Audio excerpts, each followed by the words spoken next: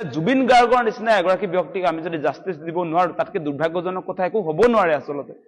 জুবিন দা আমাৰ যুগৰ আটাইতকৈ ডাঙৰ শিল্পী সঁচা সঁচিকে জুবিন দাৰ নিচিনা এগৰাকী শিল্পীক হেৰুৱাই অসমবাসী ৰাইজৰ মনত একুৰা জুই জ্বলি আছে আৰু হত্যাকাৰী ফাঁচি বিচাৰি আছিলো আমি গতিকে এই তদন্ত কালত আমি দেখিলো মানে হত্যাকাৰীৰ ক্ষেত্ৰত তাতো ক্লাছিফিকেশ্যন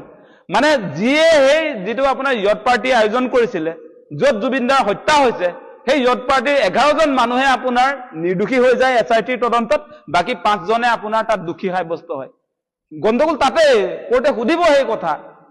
কোৰ্টে সুধিব যে সেই 11জন মানুহে যে আপোনাৰ ইয়ত পাৰ্টি তেওঁলোকে এৰেঞ্জ কৰিছিলে সেই মানুহবিলাকৰ নামটো আপোনালোকে অভিযুক্তৰ তালিকাত কিয় আনিব নোৱাৰিলে তেতিয়া কি উত্তৰ দিব তেওঁলোকে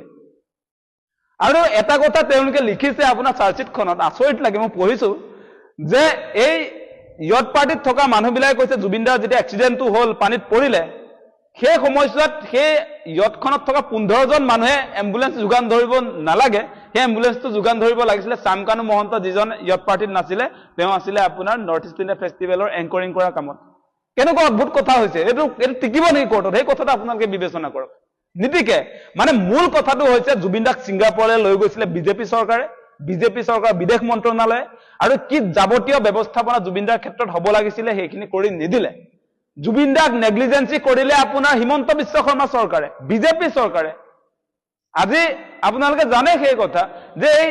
নৰ্থ ইষ্ট ইণ্ডিয়া ফেষ্টিভেল কেৱল চামকানু মহন্তৰ অনুষ্ঠান নহয় আৰু এইবাৰৰ যিটো অনুষ্ঠান সেইটো ডাইৰেক্ট হাই কমিশ্যন অফ ইণ্ডিয়াই প্ৰেজেণ্ট কৰা বুলি চামকানু মহন্তই সংবাদমেল সম্বোধন কৰি থৈ গৈছে আৰু যিবিলাক আমি ইতিমধ্যে হৰ্ডিং পাইছো বা যিবিলাক আচলতে বেনাৰ পোষ্টাৰ উলিয়াইছিলে সেই গোটেইবিলাক হাই কমিশ্যন অফ ইণ্ডিয়াই আছিলে আৰু মুখ্যমন্ত্ৰীৰ লগত এপ্ৰিল মাহৰ পৰা যোগাযোগ চলি আছিলে আৰু গোটেই টকা পইচা চৰকাৰৰ গতিকে আপোনাৰ এই তদন্ত প্ৰক্ৰিয়াটোত চৰকাৰ কেতিয়াবা আহিলে নে সেই কথাটো আমাক লাগিব নহয় নে চৰকাৰক আইনে ঢুকি নাপায় সেই প্ৰশ্নবিলাক আছে গতিকে এইটোৰ দ্বাৰা কোনো কাৰণতে জুবিন দাক আমি ন্যায় দিব নোৱাৰো মূল কথাটো সেইটোৱে যে জুবিন দাক ন্যায় দিয়াৰ পক্ষত মুখ্যমন্ত্ৰী হিমন্ত বিশ্ব শৰ্মা নাই আমি যিবিলাক কথা কৈছো তাৰ ৰিজাল্টটো অতি শীঘ্ৰে অসমবাসী ৰাইজে পাব গতিকে আমি এটা কথাই অসমবাসী ৰাইজক আহ্বান জনাম যে আমাৰ #justice4Jubin Garg সেইটো আচলতে আমি ধৰি ৰখা প্ৰয়োজন আছিল আমি জুবিন দাক এনেকে পাহৰি যোৱাটো উচিত হোৱা নাই জুবিন দা আমাৰ সমন্বয়ৰ প্ৰতীক আছিল আমাৰ আচলতে মূল কথাবিলাক কোৱা মানুহ জুবিন দা আছিল গতিকে জুবিন দাৰ নিচিনা এগৰাকী শিল্পীৰ ক্ষেত্ৰত আমাৰ যি জাতীয় দায়িত্ব হ'ব লাগে অসমবাসী ৰাইজৰ সেই দায়িত্ব পালন কৰাত আমি ব্যৰ্থ হৈছো গতিকে এই ক্ষেত্ৰত আমি অসমবাসী ৰাইজক আহ্বান জনাম যাতে জুবিন দাৰ ক্ষেত্ৰত কোনে কম্প্ৰমাইজ নকৰে এগৰাকী অধিবক্তাই কৈছে এয়া ৰাজনৈতিক হত্যাকাণ্ড শিক্ষক মুক্তি সংগ্ৰাম সমিতি কি মানে ৰাজনৈতিক হত্যাকাণ্ড কথাটো এনে অহা নাই জুবিন দাৰ শেহতীয়া যিবিলাক বক্তব্য সেই কথা বতৰাবিলাক যদি চাই মানে লাষ্ট মৃত্যুৰ 2 মাহৰ আগৰ এটা বক্তব্য আছিল জুবিন দাৰ যে বিজেপি আমাক কি দিছে ভাৰত চৰকাৰে আমাক কি দিলে আমি তেল দিলো আমি কয়লা দিলো আমি চাহপাত দিছো আমি জুবিন গাৰ্গ দিছো তোমালোকে আমাক কি দিলা সেই প্ৰশ্ন কোনে উঠালে সেইটো অসমৰ আটাইতকৈ ডাঙৰ প্ৰশ্ন মানে সেই প্ৰশ্নটোত আচলতে এই যিটো বিজেপি চৰকাৰ একেবাৰে মুদিলৈকে কৈ দিছে কথাটো গতিকে এই ক্ষেত্ৰত সাংঘাতিক ধৰণৰ সংঘাত আহিছে সেই জুবিন দাৰ বক্তব্যটো অসমৰ প্ৰতিজন মানুহে চাইছে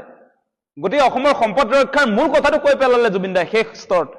গতিকে সেই কথা বতৰাবিলাকত সঁচা সঁচিকে ফলঠেকত পৰিছিলে বিজেপি জুবিন দাই কৈও থলে যে বিজেপি বটলা মাল সেই পাৰ্টিক ভোট নিদিব সেইটোতো বহুত ডাঙৰ কথা কৈ দিলে আৰু আপোনালোকে জানে যে কা বিৰোধী যিটো মুভমেণ্ট আছিলে তাৰ নেতৃত্বত আছিলে জুবিন দা এনেকে বাছি বাছি আপোনাৰ ধৰ্মৰ নামত নাগৰিকত্ব দিয়াটো কেতিয়াও সমৰ্থন কৰা তাৰ বিৰোধিতা কৰিছিলে আৰু আজিৰ দিনটোত মুখ্যমন্ত্ৰীয়ে যিবিলাক এই যে আজি আজান ফকীৰ নাছিলে আজি আপোনাৰ বাঘ হাজৰিকা নাছিলে ইয়াৰ উত্তৰটোতো আজিৰ দিনটোত জুবিন দাই দিলেহেঁতেন আছিলে নে নাছিলে তাৰ উত্তৰটো জুবিন দাই দিলেহেঁতেন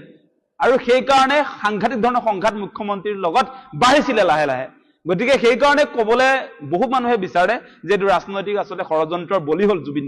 জুবিন দাই সঁচা সঁচিকে মূল কথাবিলাক আমাক কেনেকে লুটিছে চৰকাৰে বিজেপিয়ে কেনেকে আমাক আচলতে যিবিলাক প্ৰতিশ্ৰুতি দিছিলে সেইবিলাক পালন নকৰি যি ধৰণেৰে আমাক আচলতে তেওঁলোকে আচলতে ইয়াত যেনেকুৱা ধৰণে আচলতে সাম্প্ৰদায়িক ৰাজনীতি কৰি গোটেই বাতাবৰণটো সলনি কৰি পেলাইছে সেই কথা বতৰাবিলাকত জুবিন দাই সদায় সন্মুখৰ পৰা নেতৃত্ব দি ৰাইজৰ কণ্ঠ হিচাপে ভূমিকা পালন কৰিছিলে আৰু সেই কথাটোত বিজেপি চৰকাৰ ফলঠেকত পৰিছিলে সেইকাৰণে এইটো ৰাজনৈতিক ষড়যন্ত্ৰ বুলি বহুতে আচলতে সন্দেহ প্ৰকাশ কৰে